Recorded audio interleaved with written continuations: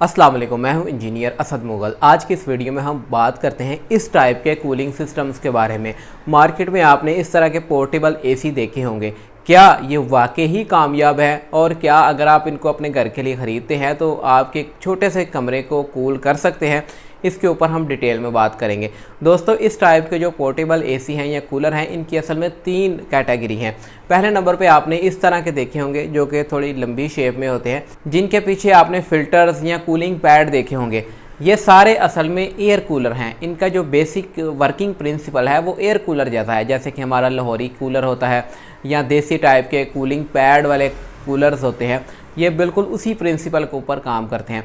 बस इनमें फ़र्क ये होता है कि इसमें आपको एक स्टाइलिश सा टच पैनल मिल जाता है, शेप अच्छी है और मोटर इसमें अच्छी लगी होती है जो कि कम पावर यूज़ करती है, और एक बहुत उन्होंने एक कॉम्पैक्ट सा इसका डिज़ाइन बनाया होता है।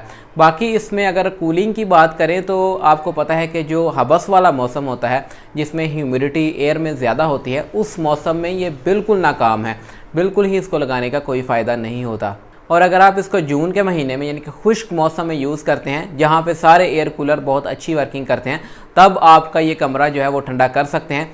इसमें ये आपको एक मिल जाता है कि इसकी आवाज़ बहुत कम होती है। इसके अलावा इसमें ब्लोअर सिस्टम मौजूद होता है और एक बहुत अच्छा सा लुक ये देता है। तो अगर आप इसको एज आ एसी समझ के ख़रीदेंगे या ये सोच के ख़रीदेंगे कि ये बहुत जल्दी कमरा ठंडा कर देगा, तो ऐसी बात नहीं है। दूसरे नंबर पे आपने मार्केट में इस टाइप के पोर्टेबल एसी देखे होंगे, जिनके पीछे से एक पाइप निकलता है जो कि बेंड होके आपकी खिड़की से बाहर निकल जाता है, जिसके अंदर से गर्म हवा निकलती है। तो ये जो पोर्टेबल एसी हैं, ये असल में एसी के प्रिंसिपल के ऊपर ही काम करते हैं। इनके अंदर कंप्रेसर मौजूद होता है, इसी वजह से ये हीटिंग को बाहर निकालते हैं। तो आम तौर पे इनकी जो कैपेसिटी है वो आधे टन से लेके पौने टन तक, 1 टन तक होती है। तो इनको आप किसी भी जगह पे रख सकते हैं। ऐसी जगह पे रख सकते हैं जहाँ पे एक विंडो प्रॉपर मौजूद हो या इसकी जो गर्म हवा है वो आप बाहर निकाल सकें, तो इनको आप यूज़ कर सकते हैं। इसको ख़रीदते वक्त आपने ख्याल रखना है कि अगर तो आपका कमरा काफ़ी बड़ा है तो फिर आपके कमरे में ये काम नहीं आएगा। इसको लगाने का फ़ायदा आपको तब होता है कि अगर आपने एसी को बार बार एक कमरे से दूसरे कमरे में मूव करना है या आपने बहुत छोटी सी जगह को ठंडा करना है। अगर आप ये सोच के लगा रहे हैं कि ये बहुत कम बिजली खर्च करता है, तो ऐसी बात नहीं है, क्योंकि जो भी एसी वाला सिस्टम होता है जिसके अंदर कंप्रेसर सिस्टम मौजूद होता है, वो तकरीबन 350-400 वाट से ऊपर ही बिजली लेगा, चाहे वो छोटा सा कंप्रेसर भी उसके अंदर मौजूद है।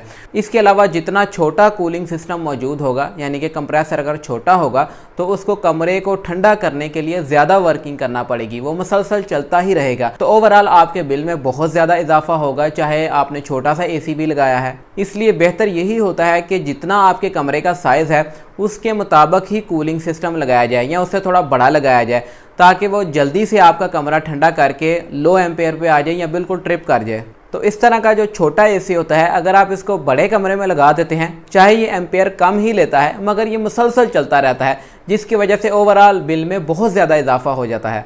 अगर तो आपकी मजबूरी है कि आपने एसी को एक जगह से दूसरी जगह लेके जाना होता है, तो फिर आप इसको प्रेफर कर सकते हैं। तीसरे नंबर पे इस टाइप का एसी होता है जो कि बिल्कुल फ्रिज की तरह काम करता है। जितनी बिजली फ्रिज लेती है उतनी ही तकरीबन ये भी लेता है।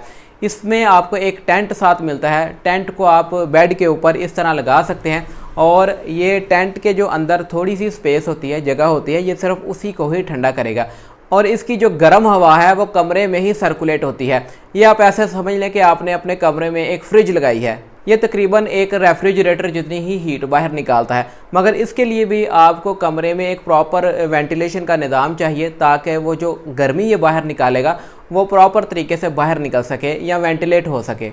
अगर तो आपका बजट लो है और आप इस तरह अपने बेड के ऊपर टेंट लगा के उसके अंदर सो सकते हैं, तो फिर ये एक बेस्ट ऑप्शन है। ये तकरीबन एक फ्रिज जितनी बिजली लेगा और टेंट के अंदर जो है वो अच्छी कूलिंग कर देता है। अगर आप आउटडोर में टेंट लगा के इस एसी को लगाते हैं तो बहुत ही कमाल की कूलिंग करता है, क्योंकि इसकी जो गर्म हवा है वो प्रॉपर तरीके से वेंटिलेट होती है और एसी ठंडा रहता है। पाकिस्तान में ये कूल्जी ब्रांड नेम से आता है, काफ़ी अच्छी टेक्नोलॉजी है।